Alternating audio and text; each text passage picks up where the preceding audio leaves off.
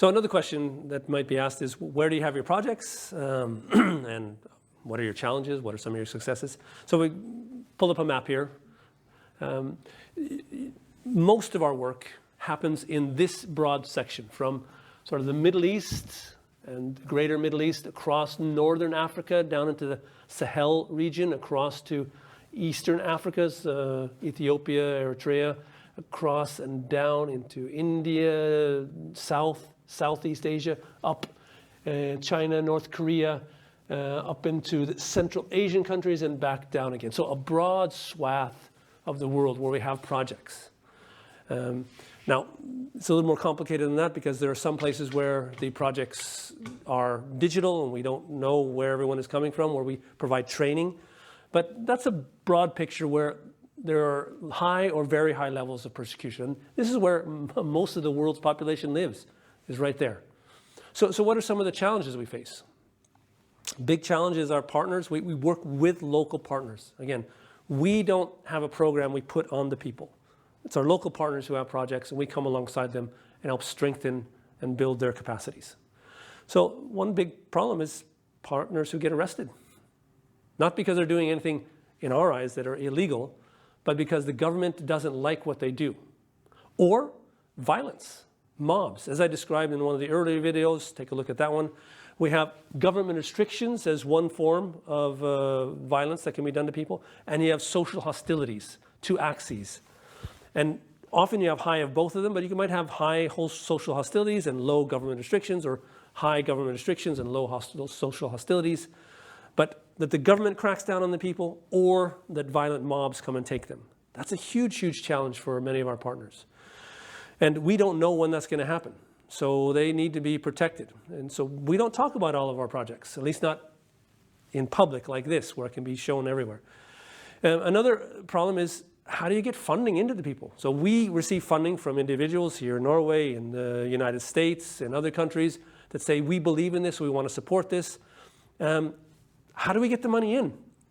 Some places where we can send wire transfers, it's okay, the government allows that, but you never know when the government's going to crack down. Suddenly they're going to make new rules, new regulations that require all organizations to have money only in the state-financed bank, gives them access, or that you have to register when any bit of money comes in with the government, and the government then can crack down at any given time.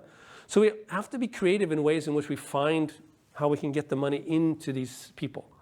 And then how do we visit? How do we follow up? Some countries, it's okay, we can travel in as tourists or on business visas. Others, we have to meet them in another country, a third country, where they come out, we go there, we meet, we talk, we go through their books, and we follow up in that way. Lots of challenges. So one of the issues that we face with our financing department is, how do we streamline this? We want to be efficient in our part of the world, the West. Why don't we just pay once a month sort of an automatic fee that we send out? Well, that would alert the authorities. That would be very, very difficult.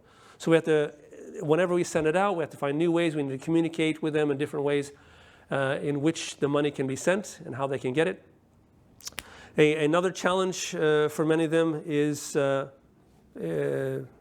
threats. So there's direct violence, but there are threats. Stop doing what you're doing, or else we will crack down on you. But what about success stories? We have a number of them. So I can't share all of them because, again, some of them are very sensitive. But I mentioned in another video Chin State, where it's a state up in northeastern Myanmar, borders on India. 95% are Christians, but they're highly discriminated.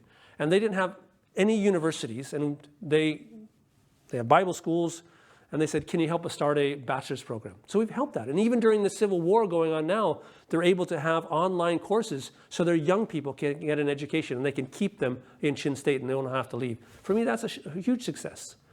Or thinking about the help we're providing for Yazidi women. Yazidi is a religious community in northern Iraq. When the Islamic State came in, they would attack these villages. They would kill all the men. Boys, 13, 14 years old and up, would be murdered. Women in fertile years would be sold as sex slaves. And these women now need trauma counseling. And we're helping through a local Yazidi organization to provide trauma counseling so these women can come back and be part of society. Or I think about the situation in Pakistan, where young girls, primarily Christian or Hindu girls, are a couple hundred every year, are kidnapped, forcibly married to their kidnappers, and then forcibly converted to Islam. Through a local partner, we're able to actually rescue many of these girls and through the courts free them from their captors. So I'm excited about some of the work that we're able to do around the world, and hopefully you can be part of it too.